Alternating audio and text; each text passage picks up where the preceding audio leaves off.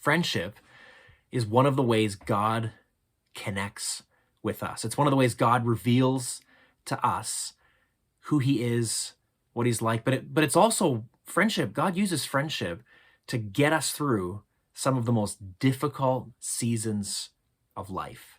I'm getting ready this Sunday to preach about the friendship between David and Jonathan. It's probably the most famous friendship in the Bible.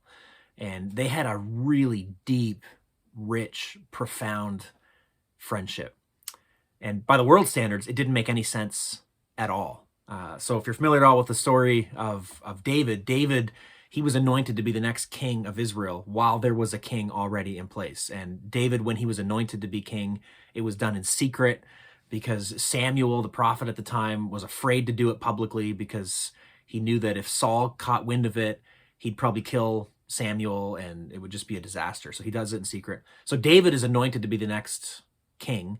And then David goes on to continue shepherding and taking care of sheep and doing all these things. And then he ends up killing Goliath. It's a really famous story in the Bible. And very quickly, people start realizing there's something special about David. But the fact that he was anointed to be king was still a secret. But David's popularity begins to grow. The people of Israel begin to love him.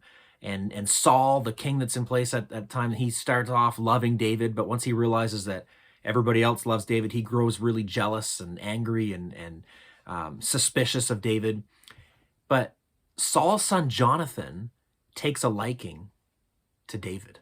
I'm just going to read a couple words from 1 Samuel chapter 18. In verse 1, it says, "As soon as he had finished speaking to Saul, the soul of Jonathan," okay, so that's Saul's son, "the soul of Jonathan was knit to the soul of David, and Jonathan loved him as his own soul."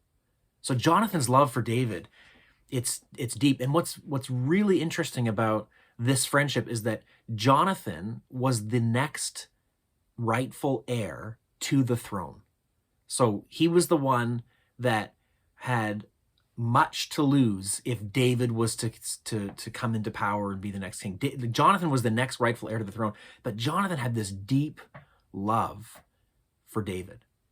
And after what I just read, when the story continues, and so if you read 1 Samuel 18, 19, 20, right after this statement about Jonathan's love for David, Saul, Jonathan's dad, there's 6 times he tries to kill David. Some of them are spontaneous, where he randomly throws a spear at David and misses. And then some of them are more planned, where he actually sends assassins to kill David.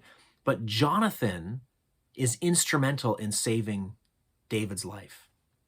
And this is before David had any power, but Jonathan recognized there was something special about David. And Jonathan became friends with David during some of David's darkest moments. And God actually used the friendship between Jonathan and David to save David, to preserve him, to encourage him. It's this really rich, deep, profound friendship and love. Eugene Peterson, he says, "Friendship is a much underestimated aspect of spirituality. It's every bit as significant as prayer and fasting."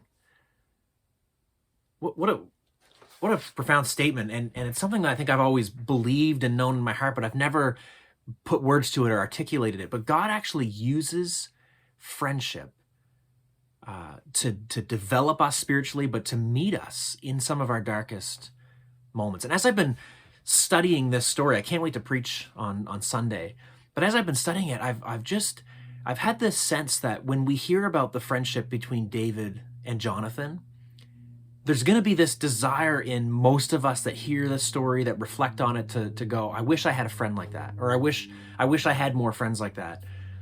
And the sense that I'm getting as I'm studying and getting ready to preach this is, as we reflect on this story, we shouldn't be thinking, I wish I had a friend like that, but God, how can you make me a friend like that? So Jonathan, it's incredible. He's the one that has the most to lose by befriending David. Because if he supports him and if he helps preserve him and if he's there in David's darkest moments, it means David's going to survive. He's not going to be killed by his father Jonathan. And then David will succeed to the throne.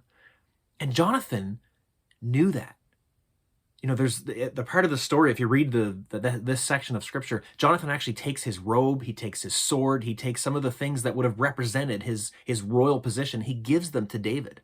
And he's saying to David, like, I recognize God's call on your life. I recognize the plan of God for you. And so I'm giving my rightful position as next in line to be king, and I'm just going to give it to you. And he was this friend that had a genuine love for David.